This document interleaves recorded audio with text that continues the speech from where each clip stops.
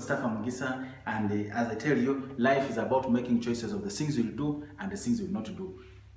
If you see somebody is an accountant, is an engineer, is a lawyer, is a medical doctor, you will find that one of those areas they can't be exceedingly very good there. But also they have only two hands. So even if you know all these things, you cannot be everywhere. So this is why with time, at least as you get into your 30s, you must identify your fault and focus on being the best in that fault. But today we want to talk about if you're an employee, what do you say when you are one-on-one with the buyer or one-on-one with your boss, with your employer, with the CEO? In my business as a consultant, most of the time I'm dealing with board members, I'm dealing with managing directors, I'm dealing with middle managers, but also I'm dealing with operational staff. I'm dealing with everybody across board. So you have to get an idea of which kind of discussions do you have at the different levels of the business.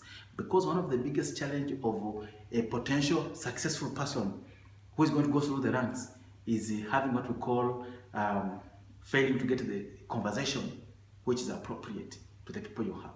Now, if you get a chance and get one-on-one with, for example, the CEO, you need to have an idea which kind of business preoccupies the CEO's mind. So the CEO is interested in strategy.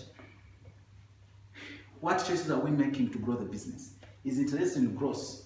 How do we ensure that we expand so that we can give a decent return to our stakeholders? The CEO is interested in sustainability. How do we ensure that the business can exist for a long period of time with the likes of the Toyotas, so that you have clear succession planning and there is no shocks in the business when maybe a given CEO leaves? How do you ensure that you solve the sleep at night challenge of the CEO? Most of the time, there are current issues which are keeping CEOs up at night, business owners up at night, even your boss up at night.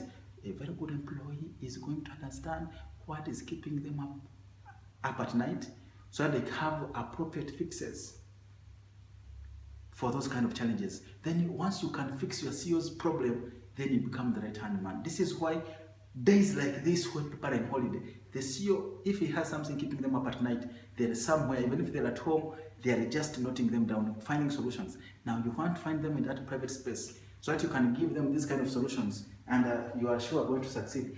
But most of them, most importantly, is we don't grow unless our revenue is higher than the costs so that we can have some profit.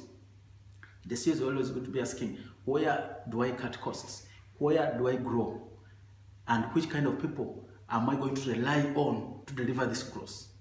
So ask yourself today, what have you done to ensure that you are among the trusted few of the boss, of the CEO, of the business owner, to ensure that when they are the people they confide in, you are one of the people they confide in when there is a big challenge.